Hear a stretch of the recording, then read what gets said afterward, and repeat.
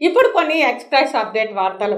ఎన్నికల నియమావళిని అందరూ అధికారులు, సిబ్బంది పక్కాగా అమలు చేయాలని సంబంధిత తిరుపతి నియోజకవర్గ ఓటర్ నమోదు అధికారి, నగరపాలక సంస్థ కమిషనర్ అతిథి సింగ్ అధికారులను ఆదేశించారు.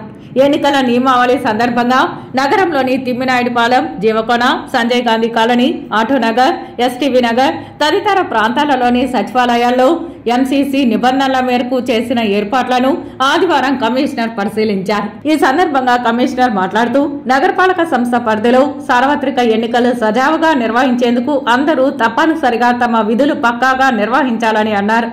మోడల్ కోడ్ ఆఫ్ కండక్ట్, ఇతర ఏమైనా ఉల్లంఘనలను నివేదించడానికి నిర్దేశించిన సి విజిల్ యాప్ ద్వారా అందిన ఫిర్యాదుపై ఫిర్యాదు అందిన నిమిషంలో స్పందించాలని తెలిపారు.